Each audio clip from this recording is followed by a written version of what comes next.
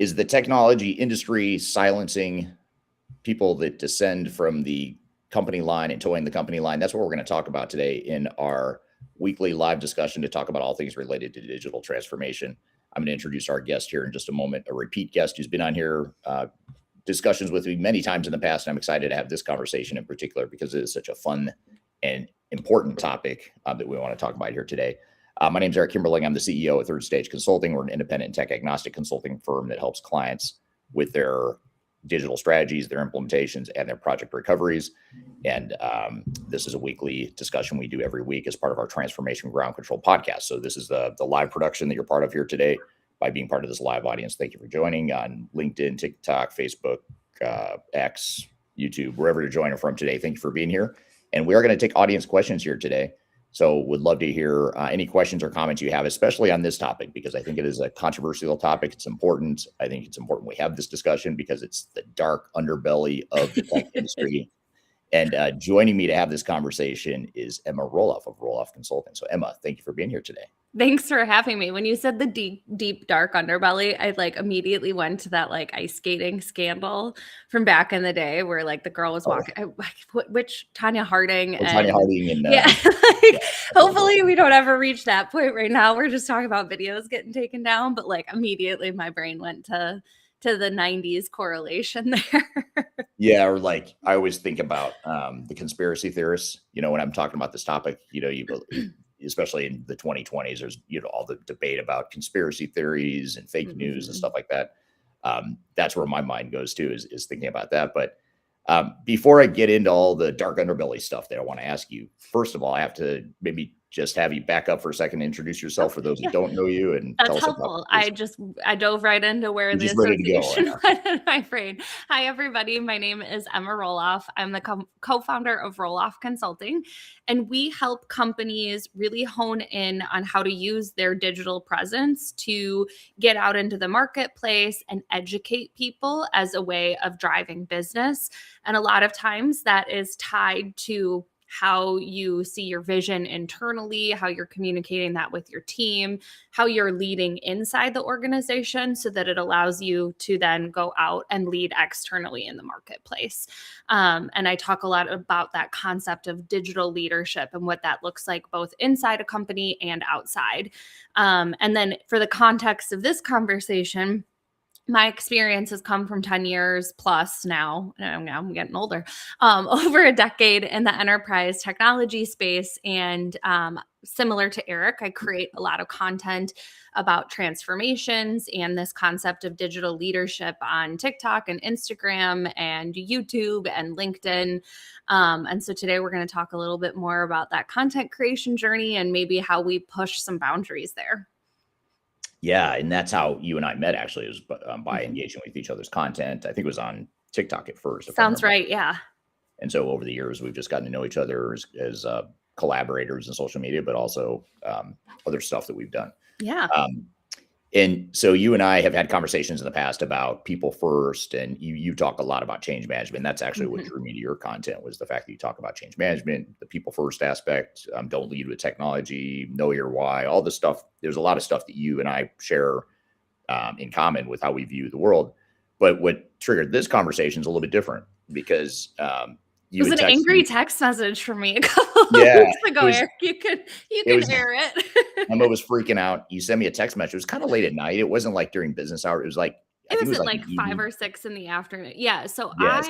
A couple of weeks ago, so for context, I had created kind of a corporate skit video poking fun at a massive ERP failure that was implemented by, let's call them Deloitte. And I had done this video specifically because I had gotten multiple comments from people talking about this. So Eric, you do a ton of content tied to ERP failures and that really great case study content on that. And typically I don't touch a lot of those specific stories. And I tend to stay a little bit more in vague land, kind of to avoid this type of situation. But I had gotten multiple comments. Oh, we've got James Guten Morgenen back to our guest from Munich in the comments there. But I had gotten a bunch of comments to make a video on this specific ERP failure that was making a lot of headlines and was getting a lot of attention. And so I was like, you know what? Fine, I'll do it. There's enough like press around this one where I can make sure that the stuff I'm saying is only stuff that's coming from news articles that were published about it. I can make sure that like I'm poking fun at it, but not like I didn't have firsthand account knowledge to it. So everything I got was from news stories and news coverage that already existed about this failure. I made the video. It was pretty successful on both Instagram and TikTok, getting a couple 100,000 views across both platforms. And there were a lot of people coming into the comments talking about their experience with the software platform, as well as the Big Four consulting firm that had done the implementation. And it's like, oh, well, there you go. Clearly I gave people what they wanted. They're like, they're engaging with this video, and I went about my business. And, then the day that I texted you, I had gone on to Instagram. Now, I've never had this happen on Instagram before. And so it was like a new experience. I popped in and it was like, your video's been taken down for copyright infringement. And I was like, what the? So I clicked into it, and I have had videos like taken off of the For You page on TikTok, where stuff has been like basically not being suggested through the algorithm for people that aren't on TikTok and don't know what that means.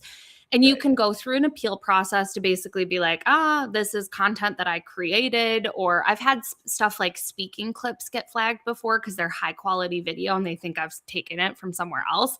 I'm like, nope, this is me speaking. Like, I've gone through that appeal process a couple of times. So I didn't think too much of it. And then I went in to go appeal this video on Instagram, and it brought me to a screen where it said, like, you can start by trying to talk directly to the copyright holder about this. And it brought up a screen that showed me that it was a crisis PR firm that had claimed I had used copyrighted information, which the consulting company's name was on the screen. So like maybe just because I typed their name onto the screen, but it was also in the comment that someone else had left. But it was like saying specifically what firm it was, what email address it came from, and who it was on behalf of. So I know that it was a crisis PR firm for this consulting company. And the part that's frustrating to me is like, one, I didn't use any copyrighted information, and two, their logo wasn't even in it. It was literally just typeface of the name of the company. And the part that's frustrating to me is I didn't say anything that doesn't already have news coverage. Right. But these info. Yeah, exactly. But these PR firms know if they claim copyright infringement that the platforms will take it down because they don't want to have copyright information and get tied up in that. And then when I went to go appeal it to say this is not copyrighted information through the normal mechanism, the form was broken on Meta's website. So I couldn't actually even go through the process of appealing it. So my petty self went and redacted information and bleeped out the names and reposted the video. But I was like, the second time, the second time you posted. What was that, Eric? How did the video perform the second time? Did it do not as well as the first one? No, because there wasn't, the people that had seen the comment, the video that I made talking about the fact that it got down, was taken down, engaged with it. But I think the part that's interesting to me is that they think that stops the conversation. And but they can't go, the PR firm is taking down individual creators that are talking about this, but there's news coverage about it. And I wouldn't have known the details that were in my video had you not made the mistake and had it not gotten put out there. And I'm never one to believe that my content is being censored and putting on my tinfoil hat that my views are being impacted by that kind of stuff. But when I had it point blank laid out in front of me, I took a screenshot and I sent it to you. And I was like, Eric, has this ever happened to you? Because this is a new one for me. Yeah. And I know you obviously have your own experience with a similar situation as well. Well, yeah. What's interesting though is when you sent that, I thought this is really weird because I've posted stuff about that same case study. And in fact, I just reposted it today. And this morning before this this is my final little jab. Yeah, well, I knew we were going to be talking about this topic in general, but I did post a LinkedIn newsletter that I had done on this exact case study.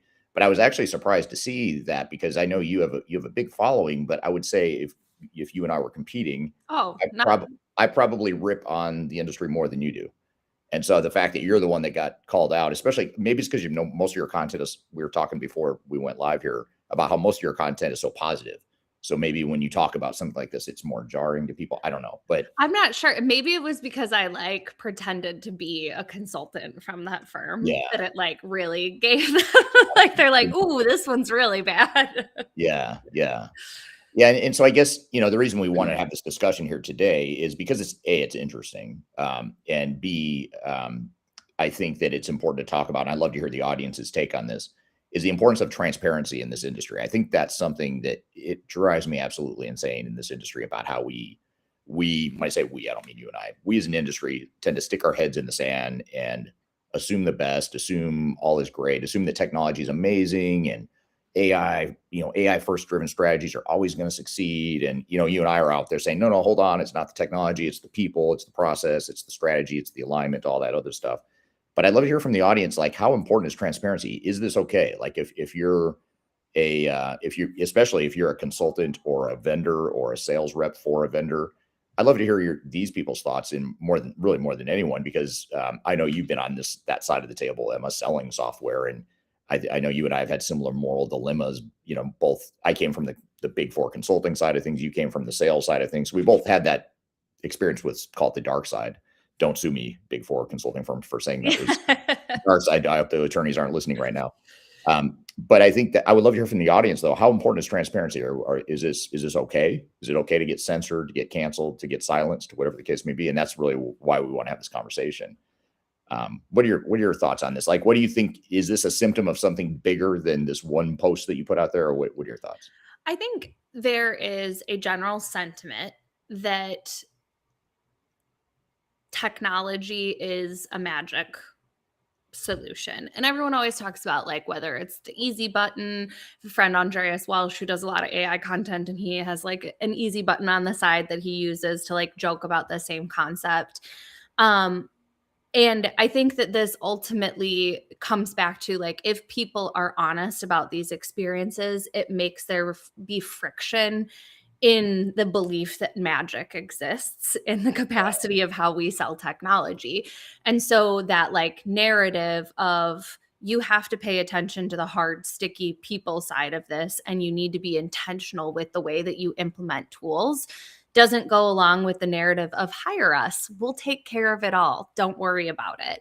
And I think that mentality is ultimately what is like driving wanting to not talk about these failures. And I mean, look, any company has had a bad experience with a client or a horror story that they wouldn't want splashed all over the place.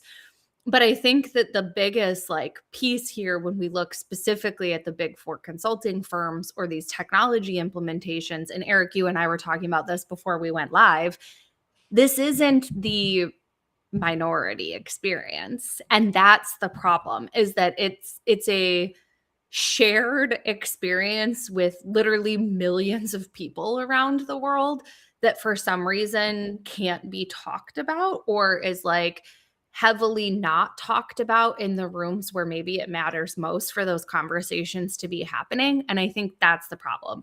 No company is perfect. I'm not against all consultants. I'm against the thought process that technology alone can solve all of our problems. And when we go down that path, there's massive failures, and we've all been collateral damage to that at least one point in our careers, if you're tied to technology at all. So why don't we talk about that, I think, is the bigger question in my mind. Yeah, I agree. And it's not because we want to necessarily be negative Nellies or Debbie Downers. It's because like learning the lessons of the mistakes others have made. And one question that people ask me a lot on social media is, Eric, you've been talking about this for a long time. You've been doing this for a long time. Has anything changed in the 25 to 30 years I've been doing it? And the answer is no, it hasn't. And that's why we have to keep talking about it. It's like, why does a failure from 1998 when I started my career, why does it look so similar to a failure in 2026? Like, why are we doing the same thing? You just like take the technology and you swap it out with the next Lego. Yeah. Instead of JD Edwards or mainframe client server or whatever, now you're just inserting AI tool or cloud vendor name here. And a lot of times, back to the be careful who I mention here, but one of the commonalities over 25 years is the Big Four consulting firm. So I'm not saying they're the only reason they fail and they're the only reason these patterns perpetuate, but the silencing mentality doesn't help. Because if people don't want to hear it, if people think you're full of it or I'm full of it, then they won't listen to or watch our stuff. The problem is they're listening to and watching our stuff. Well, and I think so, like in the comments, Doug talked about, like as a thought leader who is someone that people like look up to, you kind of become a target in that scenario. And that the crisis PR firms are going to go out. They can't get at ABC. I don't know if that was one of the sources off the top of my head, but they can't get major news outlets to take down a story, but they can really quickly, say that I used copyrighted information and get my video taken down. And in the grand scheme of things, it's not like a huge deal to even me as a creator to have one video taken down. But if you do decide to go hard on this and continue to go with it and they decide to target you, you could get channels taken away that provide monetization or give you your reach, or for me, opportunities to speak on stages and that kind of thing.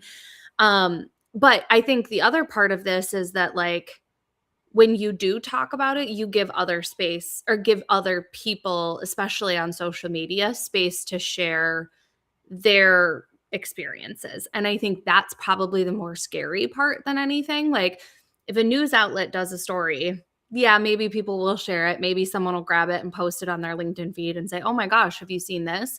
But when you create a video that gets people commenting about their specific experience, because let me tell you, in that video, the comments in there, 7-year implementation, still not just like lists of all of the horror stories that you and I have seen and heard about in our career. And I know, like, Doug personally probably has seen a lot of that experience as well. When other people start to pile on, it becomes very clear that this is not a one-time situation. Like, the news might portray like, oh man, this was a really bad implementation. It impacted this public company really significantly. Their stock suffered because of it. How sad.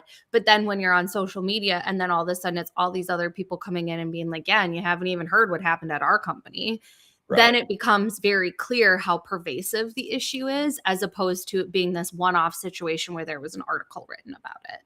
Yeah, totally. And, in some ways, people like you are more dangerous than a news outlet because your content's a lot more likely to go viral. And in some ways you might be your content reaches more than a lot of mainstream news outlets. And, but even then, the news outlet stuff the mainstream stuff is more contained and more. Well, and beyond that, the mainstream outlets are like hitting my father-in-law, who's like retired and going fishing after he watches the video. My content's going directly to people that are living through these experiences because the algorithm is serving it to the right audience. So it's not only like reaching a large audience, but it's hitting like laser targeted on people that are experiencing this and giving them a spot to talk about it, which I do think for a company like that could be a lot more dangerous from a reputation standpoint. Yeah, absolutely. I'd love to hear, though, from the audience. What do you think about all this stuff? The transparency, crisis management. How do we manage this whole need to be transparent, but also the vendors need to control the narrative from their perspective? I'm curious to hear the thoughts here. I also want to go to the audience. Darian on LinkedIn says hello, or good morning, I should say. Emilio is on LinkedIn, joining from Munich. Thank you for being here today, Emilio. You mentioned James Roloff, Guten Morgen from Wisconsin. I thought he was British. I thought he was an old British dude, not a German. No, he's very German. Well, German and British, but British sense of humor, German. His humor is British. Yeah. And then you mentioned Doug on LinkedIn had some good comments here. Crisis teams fight the fires they can touch and denounce the ones they can't. As a thought leader and someone who people listen to, we become targets. And I think that's well said. And then here's another comment follow-up from Doug. Says, why do things not change? The thing I would love to talk to, yet it would be seen adversely, is the Clay-Shirky principle. Institutions will try to preserve the problem to which they are or think they are the solution. Very interesting. So I think you, so yesterday I made a post called, if you give an executive a shiny object. Oh, is that the book? I wish I had just put it into the closet. If we weren't live, I would like run and go get it and bring it because I physically made the book as like a little arts and crafts project for myself. Go to my profile. Cool, it's there. What was that? Sorry to interrupt you, but that was super cool. I actually saw it last night right before I went to sleep. I was like just flipping through Instagram and that came up. I'm like, that's a really good video because it's you reading you're flipping through a book that you changed the story. Yes. So I have the if you give a mouse a cookie book, but I adapted it to if you give an executive a shiny object. And I have to give credit to, I saw somebody else do this tied to like data science and like that concept. And after that, I was like, I have to make one. This is how ideas content work with me. Once it's there until it has like seen the light of day, it doesn't go away. And so I got out like paper and tape and like recreated this book. But Doug, it's like perfectly aligned to this principle that you just mentioned. And like I was saying, you give somebody you give an executive who is maybe stuck in like what I call the FOMO cycle, which is like you hear from a technology company, you have to adapt or die. So let's use AI as the example. You absolutely need to be using AI or you're going to be out of business in 5 years. Or all of your competitors are going to replace all of their people in 18 months. Fill in the blank with whatever we're hearing from the CEOs that are selling these solutions. And that creates fear. And that creates fear of missing out, but also fear of becoming irrelevant, right? And that makes people move quick. And it makes them go out and seek shiny objects. And the joke within the book that I made was like, you go out, you seek a shiny object. Well, once you've given them a shiny object, they're going to need a Big Four consultant to help them implement it. Right. And going through the whole story of then and they're going to want to do it fast. And then they're going to implement fast because of this fear that's associated with it. And when they move fast, things are going to get missed. And then there's going to be change orders and then change management and training and all of the other things that we know are important on the people side of change that you brought up, Eric, all of a sudden get cut from the project. And then it's like, well, why isn't anybody using this? And then after all of that whole process, by the end, when you end up at the end, the book goes, he's going to get thirsty and he's going to want a glass of milk and he's going to ask for a cookie.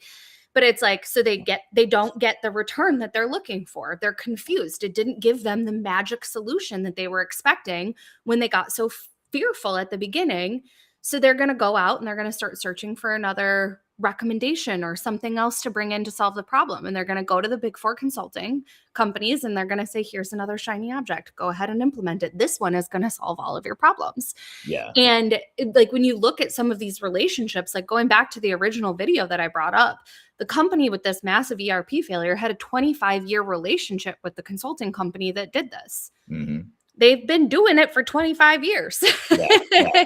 And now not every one of their implementations was as unsuccessful as the one that I was poking fun at, but they've had this long-standing relationship. And to your point, Doug, it doesn't change because if you truly were able to unlock the full return and get all of the magical promises that were made to you, those companies would become irrelevant. And so implementing them in a way that's going to truly give you all of the return immediately, the moment that you start using that platform, goes against the incentive structures of those companies. Yes. Yeah. Yeah. And I actually have, as a side note, I have a book that's coming out next month. It's called Welcome to the Machine. And it talks about incentive structures. It talks about the systemic problems in the industry. And it touches on a lot of what you just described. But I think you're right. And what you just said that's an inconvenient truth. It's too bad you said that because now it's out there and people know. And especially, and it's too bad.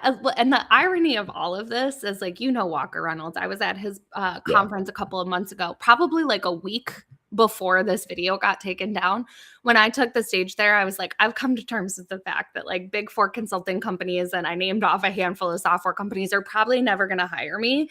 And it was before I even created this video naming names. And I said, because even if I don't name names, creating content in this way opens up a space for other people to name names. And my content section becomes like a dumping ground for bad experiences with software platforms and consulting companies. And then fast forward a week and they're taking down some of my content. And I'm like, did I manifest this? I know. I accidentally brought this into the world. Yeah. My first experience, it was actually right after I started Third Stage. in 2018. I had posted an article, a blog. I don't even know if I put it on LinkedIn or not, but it was an article about the Hertz had a IT failure of some sort. And I posted it. And the day I posted it, I got this anonymous voicemail that I saved for years. I actually had it for years, and I'd play it for people just because it was so like weird and creepy, but entertaining. And it was just, I didn't know who it was. It was a blocked number, and it was a woman's voice. And she just said, I'll get as close as I can to the exact words. And it was this tone. And she said, Eric, I saw your article about Hertz. I would be careful if I were you. And then she just hung up. And I was like, am I the mafia? Like, is this like, am I going to get abducted now, or someone going to kill me? Is there a hit out on me now because I posted this thing about Hertz? It was the most bizarre thing. So I saved that for years. And it just sort of like, it was a good reminder that like people don't like to talk about this stuff. And it goes back to your incentive structure thing, right? I actually have a friend who lives in our neighborhood who is a sales rep for one of the big software vendors. And he got really pissed at me one day, just recently, actually, just a couple months ago, sent me these nasty texts, all pissed off because I posted something about a public sector client failure. And he coincidentally the next day had a sales call with that client. Yes, he was trying to sell his software, which by the way, it was his software that had failed 10 or 15 years ago. He's trying to sell an upgrade now. And he was pissed that I posted this. He's like, you got to take it down. What are you doing? It's not true. And I'm like, actually, it is true. I based it all on public information. If the public information is wrong, then, you might want to dispute with, the sources that I cite there. But he was super pissed off about it. But the part is like going back to what you said, like you worked in a consulting firm. Now you did need to leave because there like obviously wasn't a way for you to necessarily push against those bounds. Right. But I will say, like, as a software sales rep, like maybe I was incredibly spoiled, but like I did work in a company when I was with we were really more of a process consulting company that resold technology. So that did give me a little bit of like, I guess, like a spoiled nature to be able to start with people in process before we fully brought in the technology. But even with the incentives to sell a solution, I was still able to talk about the things that I knew stand in people's way and be able to be honest with people of like, hey, you know what? Like, we've got a really great product. We have a really good team to implement it. But when I see customers that are successful and I see companies that feel like they're spinning their wheels, it's this people side that falls onto you that we can help support, or I can get you in connection with people to support. But that is a piece of this puzzle that makes you successful. And when I did that and I helped customers figure that out, they came back to me and I didn't have to like fight against stuff. I could just be honest. So like in that scenario, instead of getting mad, like go in and be like, hey, I know it didn't go well last time. Tell me what you think went wrong and how do we avoid that? And what do we do to make sure that we're building this with integrity so that it gives you everything that I'm promising it will be? And I was good at my job. I made a lot of money selling software. Like, it's not like you have to, it's not an either or, it's just easier to pretend. And going back to like, can we ever fix this? There would still be plenty of work for you to do if you helped your customers be more successful with their outcomes. They'd keep coming back to you and they'd refer their friends to you. And then you become known as the person that's like the antithesis to this problem that we know is so pervasive. And like, these firms could just do the stuff they say they're going to do in terms of supporting people and managing change, but they don't. And like, so it's so easy for us to not have this be the scenario anymore. Yeah, I feel like the industry has been lying for so long that it just doesn't know any other way, and I don't mean lying like it's not always just blatant lying, but it is sugarcoating. It's some degree of what I'll say is gaslighting. Actually, this comment here from LinkedIn, I'll pull up here related to this. When the vendor fails, the customer is always the problem in some way. Not enough money spent, wrong team to implement, et cetera. This is a big one too. I actually have a video. I can't remember if it came out yet or not on LinkedIn or on YouTube, but it's about, I think it comes out next week. It's about how vendors in the tech industry have this tendency to gaslight their own customers and say, hey, look, you're the problem. The technology works great. I mean, obviously, look, we're SAP, we're Oracle, we're Microsoft, we're awesome, right? So we're not the problem. You clearly are the problem. You don't have enough people on this. Your people resisted the change, which, by the way, it could be that the software sucks. Maybe that's why the people resisted change. I don't know, just a thought. But that's never a consideration to the software vendors. A lot of times they're like, no, you're resisting change. You don't, adapt, clean core, fit to standard, blah, blah, blah, best practices, whatever you want to call it. So that all, so it's not just blatant lying. It's not just blatant crisis management. Let's shut down Emma and Eric. It's also other more subtle gaslighting tactics too, that I think are maybe even more harmful than what we're talking about here today. Mm-hmm. And I think to that effect, it's not in that scenario, there's like three entities in my mind, right? There's the executive team that's like able to make these decisions, that are often the ones that get stuck in this FOMO cycle and feel like, and like this, I have a lot of like people that I respect very highly that are in these executive roles that are making these decisions. And sometimes I talk to them and they're like, the pressure to like do this or what's coming from our board, like they are not immune from the pressures of other people just because they have a high up title. Yeah. And they have the same fears associated with like losing their job if they don't do what they're told to do, or they're not like aggressive enough with moving the company forward from an innovative perspective. So this is me not dumping on executives, but saying like they are the ones that often get stuck in that FOMO cycle, but they're the ones that have the power to make the decisions. Then there's like the software vendors and the consulting firms and the vendors that are brought in that are oftentimes causing that like fear and pressure, either through that mechanism of like, adapt now or die, or by getting that message to the board, which puts pressure on those executives. And then there's like the team down here, and everything seems to roll down to the team because they're the people that don't have any real decision-making power unless they've got an executive who's giving them a voice. And like, you have to kind of like break down the structures that are in that place and create like actual communication between the team and the executives that are driving those decisions, or the people that are buying the solutions and choosing the partnerships. And that's like the real solution to this, is actually creating bi-directional feedback and communication between the executives and the team. Because I actually made a video right before we got on about like the give a mouse a cookie video. Someone was like, it's almost like this is preventable. There's like two things that you need to do to prevent this whole thing from happening if you're an executive. And that's spending the time to build digital literacy, to understand what's going on with these tools and not just blindly believe all of the promises. Yeah. Spend 2 hours digging into it, and you can figure out where AI is really well situated and where it still has opportunity, and where investing in it is going to make sense and where it's fake promises. And then you go and you talk to your team, and you say, where do you have real problems? And then if you have the knowledge of where AI actually fits and where it's going to add value, and you talk to your team and they're like, man, this problem's keeping us up at night, and that matches up with where there's actual potential, then you're still innovative, you're still moving forward, you're still making do on the pressure that's coming down from the board or whoever else, but you're doing it in a way that's meaningful. And it's 2 steps. All you needed to do was take 2 steps and slow down with that level of intentionality, and it changes the entire game. Yeah, but why is that so difficult? Like, what? It is so simple, but it's not, like to organizations, apparently it's not, because they don't do it very often. So why do you think that is? I think there's a little bit of arrogance.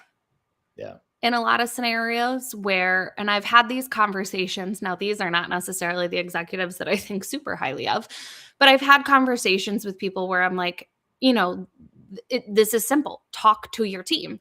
And they're like, yeah, and the example, it is like somebody gave them all a book and they read it. And this is the example that they keep coming back to, but they're like, it's kind of like the Henry Ford thing. Like, if you ask them what they want, they're going to want a faster horse, but really like we want to give them a car. And it's like, okay, well then to me, that's a signal that you haven't done the job of giving your team either the resources or the space for them to build their own digital literacy, or you're hiring really bad people. Like, either one of those are kind of bad leadership components. And that's not, again, it's not their problem. That's a you problem if you look in the mirror. And if you give people the space to learn about the technology, and you give them the space to tell you what they think you should be doing, I promise there's going to be some really great ideas that come out of it. And I promise that there will be things that you would have never even thought of because you're not the one doing the work every single day. But it's this like arrogance that like, because I have that like knowledge, or I'm the one that's at these conferences, I'm the one that the big 4 consulting firms are coming to give a briefing on all of this, I'm the one with that knowledge. And it's like, well, no, but like, then give that knowledge to your team and work together as a team instead of keeping them on the outside. Yeah. Yeah. It's amazing how something that simple, you can learn so much from your own people, not just the conferences, not just the vendors or the big consultants or whatever. Very interesting. So, Doug on LinkedIn says, hey, Emma Roloff, you got a fan there. Someone on LinkedIn says PowerPoint is a weapon of choice for promoting FOMO. I totally agree with that. All decisions are personal based on how good they will look in the end for making it. Another interesting, I think there's a lot of kind of like what you're saying, there's some ego and arrogance and all that stuff that goes along with it, the vanity. There's one other piece that this just kind of how good it'll make them look at the end. That is an interesting topic that comes up in my comments a lot. And it's on tenure of executives now, and specifically the tenure of technology executives shrinking. So since COVID timeframe or a little before, we've seen this compressing of the tenure of how long technology leadership is in a company, and just how long executives are within a company. And I've looked it up in the past. I don't have the stats in front of me, but I think it's less than 3 years on average for any executive to be in a leadership position within a company now. And I think it's 2.5 or something like that for technology leaders. I'll go into the comments and I'll add it later. I'll go back and find it. But the 10-year time frame is shrinking. And so what a lot of people have been saying in my comments is well, yeah, you have to go and implement a shiny object, and you don't have time to do any of that intentional adoption side, because all they care about is hitting the go live date, and then they're going to use that to launch to the next position. Or they're brought in because they're cloud first, and they've got to be cloud first before the next company needs them to go be cloud first, because the second they're cloud first, their company is going to become AI first, and they're no longer the CIO to do it. And so it's this race to try and do it as quickly as possible so that they can bounce to the next role, as opposed to truly investing in the success of the company. And that a lot of people feel like their executives are really kind of focused on their own success and bouncing quickly rather than the success of the company. Yeah, exactly. That's a really good point. I hadn't heard that stat, but it matches what seems to be happening in the industry, and that it makes sense. It makes you wonder if these are really sustainable companies. Is it more of a shallow shell or a house of cards or something that's being built by some of these executives? Deja says she's hitting the nail on the head on LinkedIn, so thank you for that. And then Ryan on LinkedIn has a comment here. The shiny object is key. It's the idea that shifts a company from focusing on what they actually need and what their strategy is to instead focusing on implementing the technology and trying to figure out how to make that fit tool versus business strategy. This is a really good point, because it happens all the time in these big projects. It becomes you get so myopically heads down on just how do I get this technology to work? And I've got to figure out all these cool bells and whistles and the end-to-end workflow. And it's even for our own team, sometimes it's hard to come up for error and look around and say, wait, what are we doing? Why are we doing this? Why are we trying to implement this module over here that doesn't seem to work? And, and what ends up happening is you end up powering through because, someone will tell the executives oh, your people are resisting change, or this is just a normal part of the process. Don't worry. But sometimes we look at that and say, no, actually, that's a showstopper. That is going to shut down your operations if you don't figure that out and figure out a better way than what you're doing right there. But you just get so hell-bent on implementing the shiny object that you don't stop to think, do we need the shiny object? Is it actually harming us more than it's helping? So I don't know if you've seen the report that Anthropic released recently, and they asked 81,000 people around the world for their opinions on AI and what they're looking for AI to do. And it's burned into my brain. I haven't made it through the entire report yet, but when you go to the report, it brings up a bunch of different quotes. And you can actually go in and say, I want quotes on AI in North America and what people are looking for. There's some fascinating stuff there to begin with. And we could dive into that in a whole nother conversation. But the first quote that came up from the US and North America was, we found a unicorn and we're using it to pull a cart. And it was this idea that everybody is so desperate to find a use case for AI right now Right. that we're just like shoving it in places and being like, it's magic. And it's like, I don't need it for email subject lines. Like, that's not where AI is helpful for me. Now, this again, and Eric, you and I have had this conversation. Sometimes people will say, and I think maybe even you said it to me one time, like, I know how you feel about AI. And it's like, well, no, I like AI. I think it's a really powerful tool. I've been selling, I sold it for 10 years. Like, before it was fashionable and I had to explain to people what AI actually was. Like, Right. it is an incredibly valuable tool pointed in the right direction with the right problem to solve. But the moment that ChatGPT hit the market in beta, by the way, which is like, one of the first times that we ever saw that happen at a massive scale, then everybody pushed their products in beta and everybody pushed it just for the sake of keeping up. And then all of the cascade of the FOMO happened, and now everybody wants to find a use case. But when I talk to people about like where they're using it, it's typically like, yeah, we've been told to experiment with it, and we have a dashboard that keeps track of how often we're using Copilot. It's like, but why? And they're like, yeah, they haven't told us. They're just hoping someone will figure out where it is. And so it's like all of these scenarios where they're like shoving AI in to try and help, but that's not necessarily the right solution or even a needed solution in those scenarios. Whereas like maybe going out and looking for a point solution that solves a very specific problem is a good place for you to start experimenting with it, or using it on the back end to manage massive amounts of data and those types of things. Good use cases there. And we again, kind of going back to where people said they wanted it in North America, it was all tied to the health system. It was all tied to people wanting better outcomes there. So yeah, use it there. Find ways to like improve client and customer experience in the healthcare system, or patient experience in the healthcare system. There's all sorts of places where people are clamoring for that, but shoving AI into everybody's face to like generate images, that's not adding value to society. Right. We don't need any more crappy images on the internet. They already exist in plenty. Yeah, the AI slop, I think is what it's called, or often referred to. Yeah, that's super interesting. And I know you're not against AI, but you're against AI first, or the myopic, like, we are an AI first driven company. Mm-hmm. You poke fun at that. Oh yeah, I hate that saying, but that I will go down saying AI for anything first. Yeah.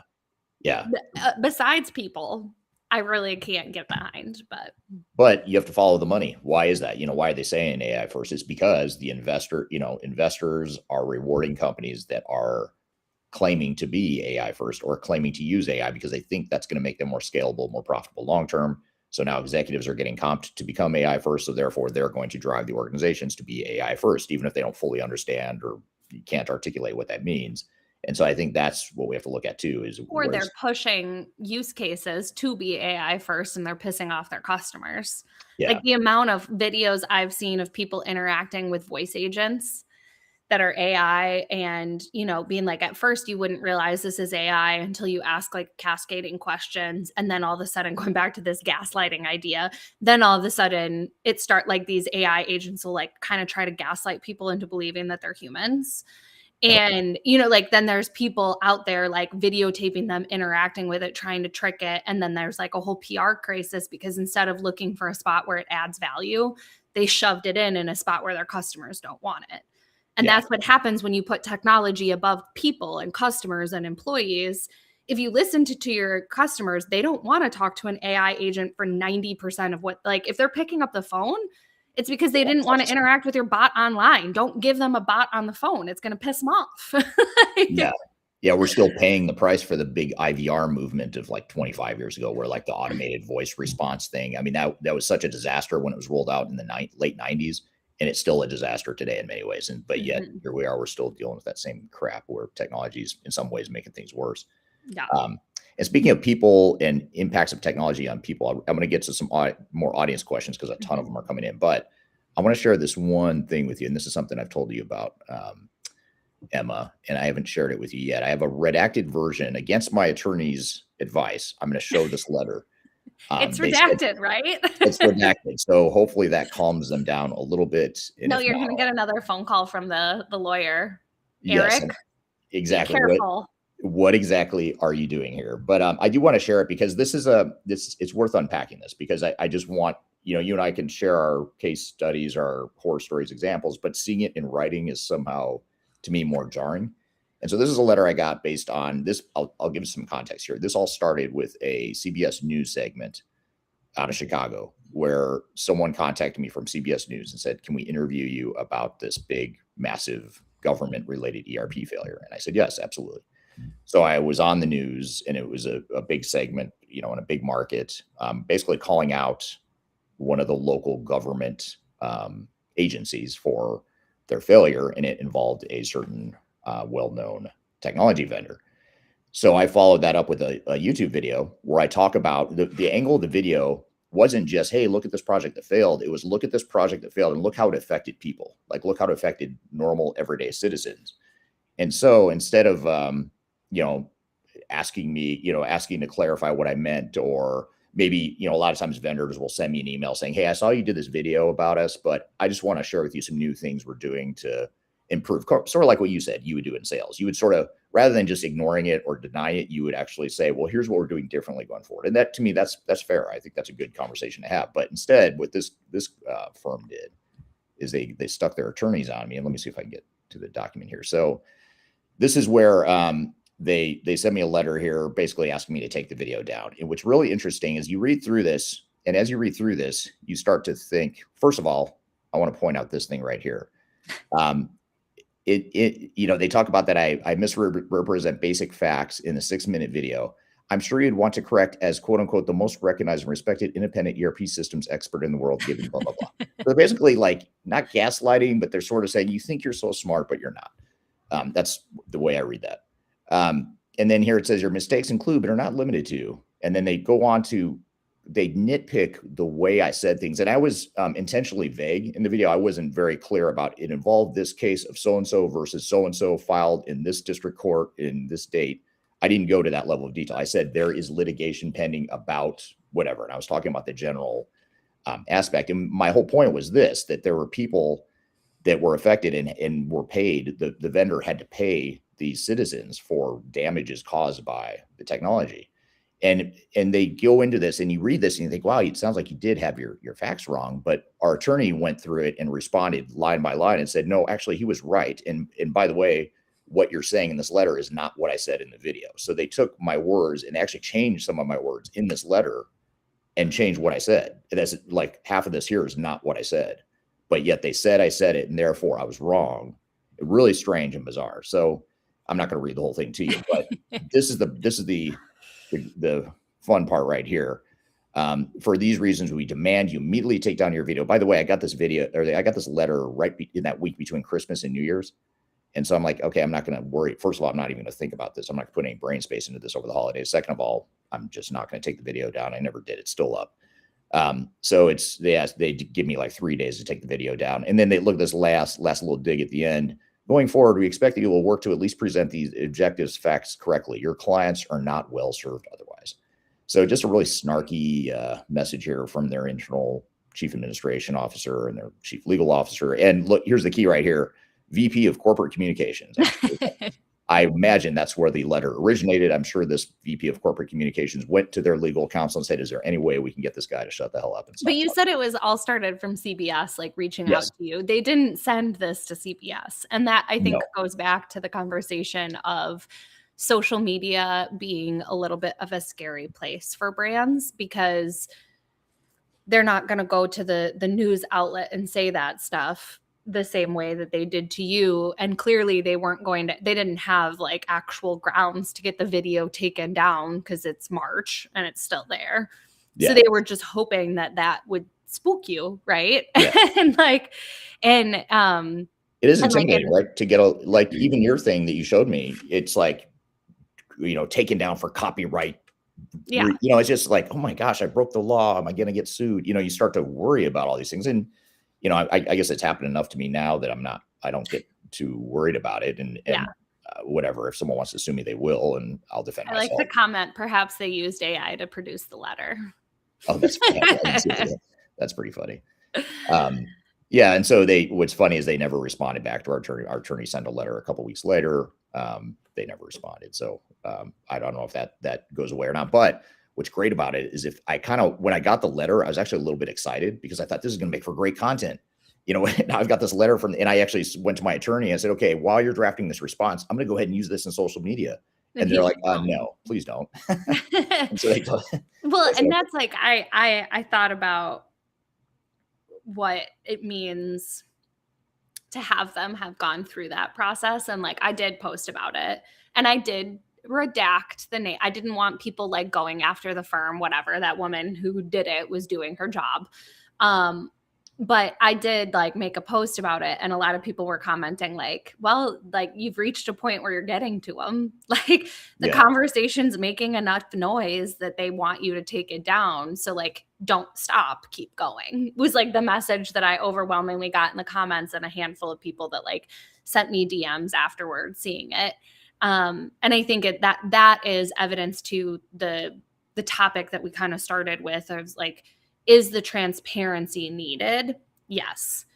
Is there a space where these conversations, or should there be a space where these conversations happen? Yes. Does me saying like, be careful, I don't agree with the way that the big four consulting firms implement this mean that they've never been successful? Absolutely not. They clearly have a use case and a time and a place. And actually recently I told somebody that they should probably call one of them for a situation based off of like what they needed in the room. Right. But the blind following of like that, again, new shiny object, bring in the big consulting firms that are experts, even though it's a brand new technology. I'm going to just trust that they've given their team what they need to upskill and that they're going to be the best served to implement AI for us. But then on the back end, you see videos of people that work there that are like, I have like unreasonable billable goals, and I'm also supposed to be self-teaching on AI to be able to give all of this guidance. Like, I'm probably not best suited to do that. Like, listen to that transparency that's coming out and use it as information to make intentional decisions. And I think going back to like what my mission is, and I made a video about this the other day, my social channels are not meant to be anti-corporate or anti-software or anti-big four, anti-AI. It's literally to try and say, let's bring some nuance back to the conversation and let's bring gray back into the world so that people can recognize it's not all good. It's not magic. It's not all bad. But like, where do we find the right use cases to build the future that we want? That future gets built from intentional leadership and like clarity of vision, as opposed to implementing solutions in search of problems. And the better that we can get at infusing that intention into leadership in the digital world, the more successful our outcomes are going to be, and the more we're going to get to use technology to kind of shape the world in the direction we want it to go. Yeah.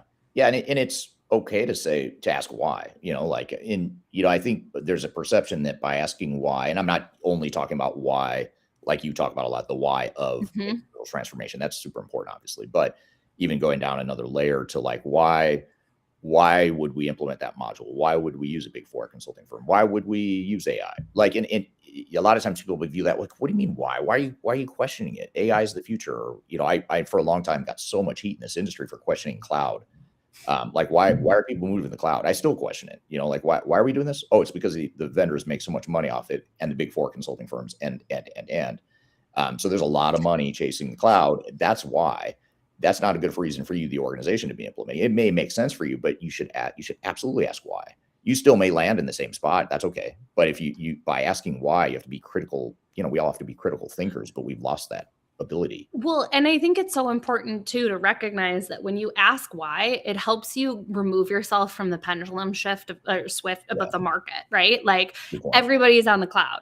Everybody needs to move to cloud. This is the only option. You need to be doing it. What do you mean you're not cloud first? Well, one, that's no longer like the biggest conversation, because now everybody is shifted over here to talk about AI first.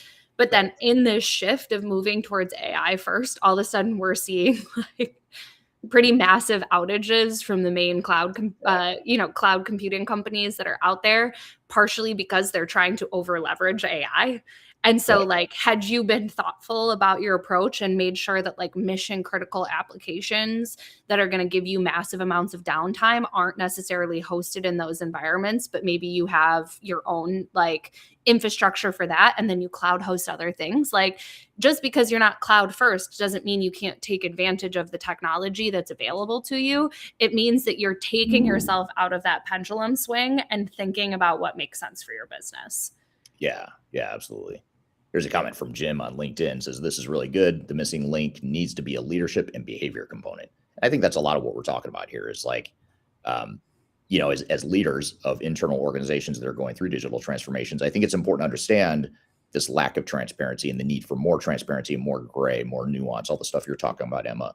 That's the whole point of this conversation, is like not to just complain, although it's fun to complain about attorneys that send letters and get videos taken down and stuff like that. It's interesting, but the real story here is, what do we do about it as leaders? Well, what you do about it as leaders is you demand transparency. You ask the questions, you dig into, a Big Four consulting firm. Let's just say Big Four is right for you, for example, and they want to put 50 people on your project starting tomorrow.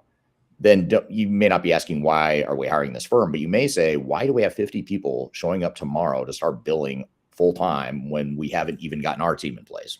That's a fair question that every organization should ask, but most of them are afraid because the Big Four consulting firm says urgency is important, speed, velocity. Your competitors are getting ahead. We need to get going now if you want to hit that time.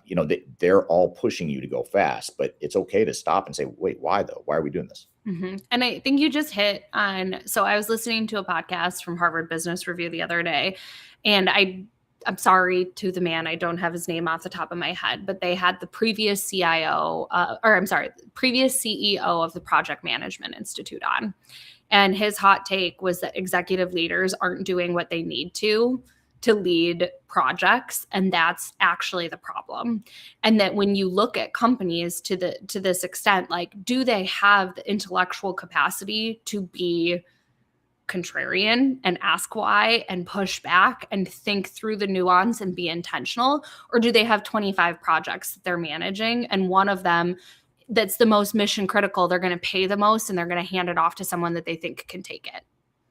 Right. And if that's the case, and you've got a load of being the executive sponsor over 25 projects, there is no way that you can be actively involved in enough of those projects in a meaningful way to lead them. And so he was saying like 5 max. Like, Right. He's like, you should not be on anything more than 5. And it shouldn't be, I spend an hour on this project a month. That's not executive sponsorship. That's not leadership. And if you are doing that, then you're not giving it then it's not a priority. And he was basically saying, like, we need to get much better at the leadership level of actually setting priorities and acting as if the things that we say are priorities by giving them the time and the attention that we need. Right. And that you could tell the Harvard Business interviewer, I'll throw that into the comments after we get off, was like, ooh, like, you're kind of coming in hot with this. But it was like, at listening, it's like, oh, yeah, that tracks. That's actually, he's saying the quiet part out loud. Yeah. So we can add him to our crew. Maybe he'll get a cease and desist soon too. I know he's probably already gotten one. Maybe that's why he's talking about it. But here's a comment from LinkedIn: legal opinion trolls are the new legal patent trolls. I think that's an interesting thought, because I get those a lot too. Like, hey, there's a patent, you have some image on your website that you need to pay $3,000 to continue using or something like that, even though it's not open source, but what's it called? Stock image. Yeah. The free stuff. But oh yeah, this is fun. This is from YouTube, from Dimitri on YouTube. Your apology videos to ERP and consulting firms aren't enough. So thank you for watching my sarcastic apology videos where I apologize to the industry for calling them out. I'll probably do another one based on this conversation here today. You go. Yeah, and here's the comment you were mentioning before, Emma. Lean on LinkedIn said perhaps they used AI to produce this letter. And then here, Lean also said, like the quote, "We have a solution, let's find a problem," is the case. That's something that's very common. So I guess just to wrap this all up, Emma, what closing parting advice would you leave for leaders in the industry, as well as what closing advice would you leave for the other side of the industry, the vendors, the consultants, the sales reps, the Big Four? what's two sets of advice would you give for each of those two parties as it relates to transparency, visibility, all the stuff we're talking about here today? The closing thought, and I went on a big rant about this for leadership, and this is what I take on my road show on every stage that I'm at. Leading change doesn't have to be overcomplicated. It can be pretty simple, and it comes down to having a clear vision of where you want to take your company, a good communication strategy that's actually bi-directional with your team so that you can get feedback from them on how to shape things in a way that's going to be meaningful and drive adoption for them. And then celebrating small wins and like highlighting where you're getting the benefit of the vision and that communication and implementing as you go along. Those three things don't solve all of the people problems, but they break down a lot of what we're talking about today. They interrupt the FOMO cycle and they give you the space to be intentional to make sure that you're bringing in solutions to solve real problems. So like from a leadership perspective, this is preventable and it's relatively easy to prevent. You just have to stop and look back at your team and actually treat them like teammates. Right. From the vendor side, I mean, I lost some deals by being transparent and not telling people exactly what they wanted to hear at all times. But I also had boomerang deals where I chose to be honest and they went with someone else and they boomeranged back to me because they learned the hard way. Yeah. And my customers that I built relationships off of transparency with, we were able to work through problems when they occurred quicker because we knew how to navigate that like process and actually interact and communicate with one another in a constructive way, because not every implementation I did was like all sunshine and roses. Like I'm not delusional in that capacity, but as a vendor, the more that you can do to be transparent and share the truth with people through your sales cycle and keep that line of like transparency and communication throughout, the better outcomes you're going to have. And I think a lot of times, this is one little like nugget of advice that I got from our old COO at my old job. Information is not good or bad. Information is information, but if you hold on to it and don't give it because you're afraid of what the response is going to be, you turn it into bad news.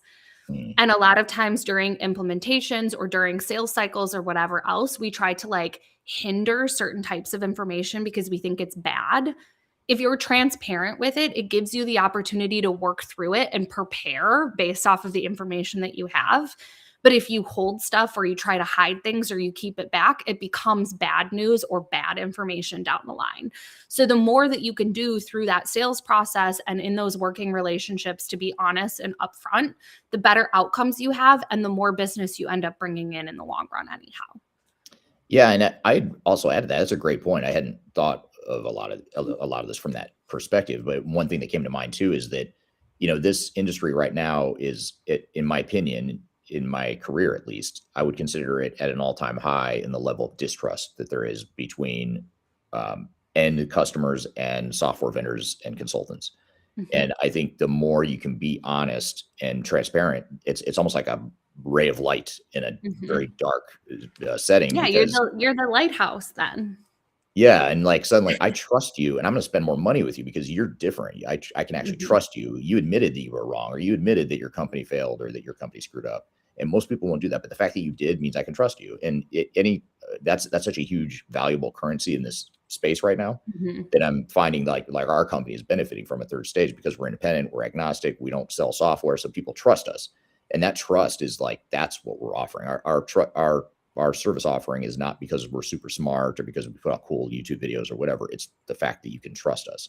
And so I think the more that sales reps can do what you were doing, the more success. And it sounds like you were very successful. I know you did well in the space. It's not like I mean, I'm sure in the short term, there were times you lost deals, you paid the price, like you said, but long term, it sounds like you probably I would imagine you ended up ahead of if you would have just played the game and lied all along.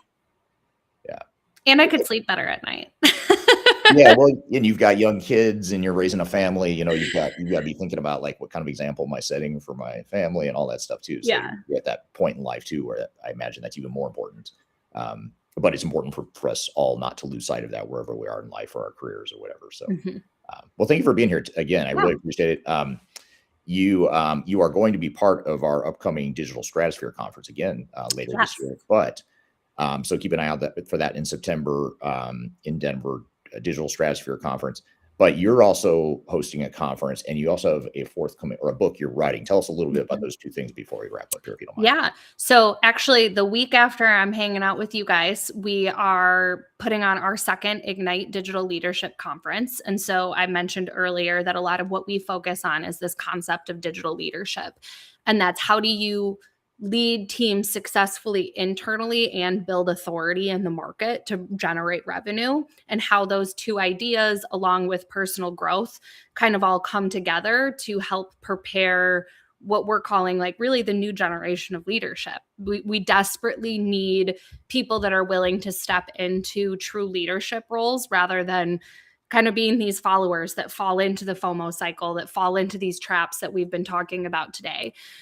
So the conference is focused both on leadership as well as external authority, content creation, and how to share your knowledge and your expertise out with the world. So Eric joined us for our first event, and I hope you would agree with me when I say it had a little bit of a different vibe in terms of networking and really like building an intentional space for people to build relationships and get comfortable with the idea of stepping outside of their comfort zone is really what the focus of that is. So that will be September 3rd in Madison, Wisconsin. And then shortly on the heels of that, I don't have an actual publication date, but we're working through the manuscript right now. My husband and I, James, are co-authoring a book on the concept of digital leadership. So it'll be breaking down what internal, external, and personal kind of growth and leadership look like, and the different components that kind of play into this concept of how to step into a leadership role and not fall into being a follower disguised as a leader. So a lot kind of bringing all of my experience on the enterprise technology and change management side together with the work that we're doing, helping companies build external authority and generate revenue. So really looking at how all of that comes together and how we've been able to help our clients really embody this digital leadership concept. Very cool. Do you have a title for that book yet, or a name for it yet? So I actually have a meeting after this to start talking through finalizing it. But it will be something tied to the concept of digital leadership and how to be a leader in a world full of followers. Nice. Well, that's cool. I'm excited to read it and see it, and I'll ask for your autograph when it comes out. Well, I've got my signed copy of your last book around here, so I expect the next one as well. Exactly. You'll definitely get a copy.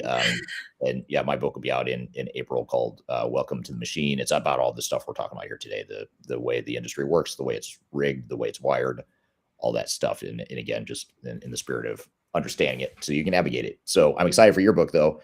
It's about time you wrote one. I think you're long overdue for it. So I'm glad to hear you're doing that. So it's a lot of work, though. Gosh, Eric, third one in. I don't know how. Yeah, it's a lot of work, but we're excited for it. Well, I will admit I am using AI to help me. So I'm not writing it all by hand like I did the first. The first book was all by hand. This one's largely AI driven, but it's got my voice. It's pretty cool. I'm excited for it. So I'm excited for yours too. But and excited for the conference. So check out the Ignite conference. What's your website again? Just so people know where to find Ignite Digital Leadership Conference.com. Okay. And then Roloff Consulting is the company. Emma Roloff is the guest. Thanks again for being here today. And thanks to the audience for the great questions. We're going to edit this podcast. We'll add some more additional content to it. We'll make it a formal episode of Transformation Ground Control, which is the podcast you can find on all the audio podcast platforms. It streams every Wednesday to all the social media platforms. So you'll see the official episode of this interview come out here shortly. So be sure to check that out. You can go to transformationgroundcontrol.com to see all the past episodes. So thanks for being here today. We'll be back same time, same place next week. Hope you'll have a great week in the meantime, and we'll see y'all soon. Take care. Thanks again, Emma.